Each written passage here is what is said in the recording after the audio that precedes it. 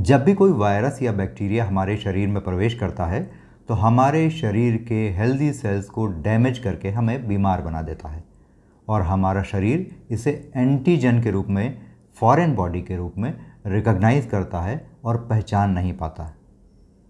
नमस्कार, मैं हूं रवि वर्मा और मेरे साथ आप देख रहे हैं हेल्थ एजुकेशन और अवेयरनेस का चैनल गोल्डन हेल्थ।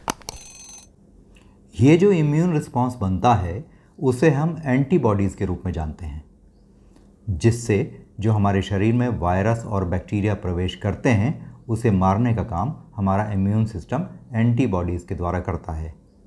ये एंटीबॉडीज़ जो होते हैं वो एंटीजन के विरुद्ध बनते हैं और मोस्टली प्रोटीन के बने होते हैं, जिन्हें हमारे WBC सेल्स के द्वारा बनाया जाता है। आइए अब सरल शब्दों में यह जान लेते हैं कि जब हमें कोरोना होता है या जब हम वैक्सीन लगवाते हैं तो हमारे शरीर में किस प्रकार की एंटीबॉडीज़ बनती हैं।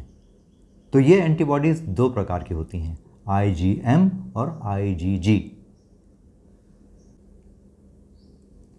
IgM एंटीबॉडीज़ तब एक्टिवेट होती हैं जब कोई बैक्टीरिया या वायरस हमारे शरीर के अंदर इन्फेक्शन के रूप में प्रवेश करता है और हमारे शरीर का इम्यून सिस्टम इसे मारने के लिए एक्टिवेट हो जाता है।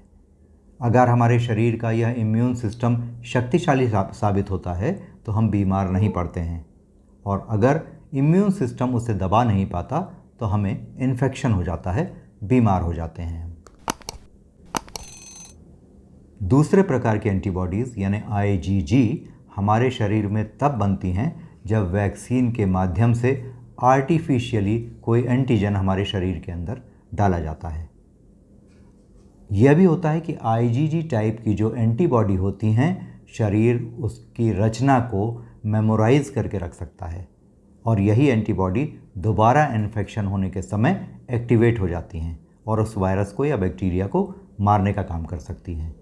यही कारण है कि वायरस लगातार म्यूटेट होकर अपनी संरचना बदलते रहते हैं, ताकि IgG टाइप की जो एंटीबॉडीज़ जो हमारे शरीर के अंदर बन गई हैं और जिन्हें हमारे शरीर के सिस्टम ने मेमोराइज कर लिया है, उसे वह धोखा दे सकें। कोरोना की वैक्सीन के सेकेंड डोज के 14 दिन बाद ही ये IgG एंटीबॉडीज़ हमारे शरीर के अंदर बनना शुरू होती हैं।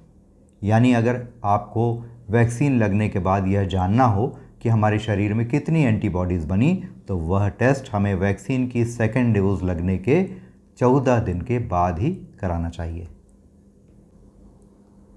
आइए अब यह जान लेते हैं कि जो एंटीबॉडीज़ का टेस्ट हमें वैक्सीन की सेकेंड डोज लगने के 14 दिन या उसके बाद कराना चाहिए, वह टेस्ट कैसा होना चाहिए। उसमें 3 बातें मुख्यतः ध्यान रखने की होती हैं। पहला यह कि यह टेस्ट स्पाइक प्रोटीन के अगेंस्ट होना चाहिए। दूसरा यह कि यह WHO स्टैंडर्ड ट्रेसेबल होना चाहिए। और तीसरा और सबसे महत्वपूर्ण यह कि यह क्वांटिटेटिव टेस्ट होना चाहिए, क्वालिटेटिव नहीं। ये सारी बातें आप अपने टेस्टिंग लैब से पूछ सकते हैं।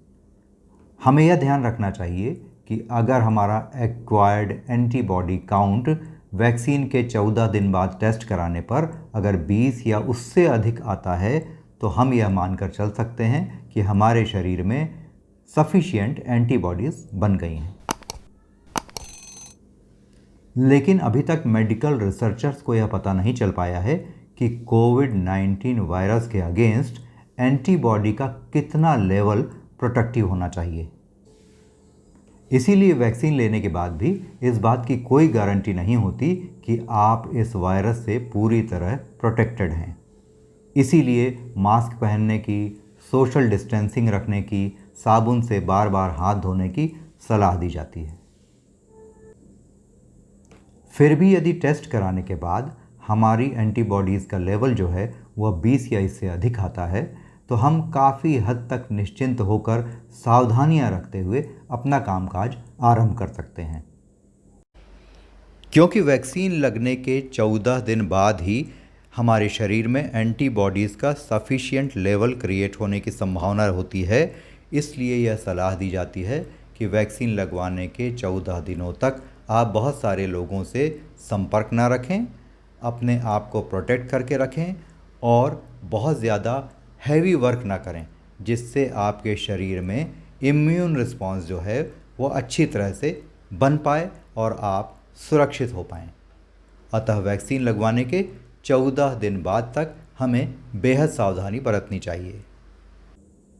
तो अपना और अपने परिवार का बहुत ध्यान रखिए, अपने इम्यून सिस्टम को मजबूत बनाइए और अगर गोल्डन हेल्थ के हमारे ये वीडियोस आपको पसंद आ रहे हों तो इन्हें लाइक, सब्सक्राइब और शेयर ज़रूर कीजिए। Thanks for watching.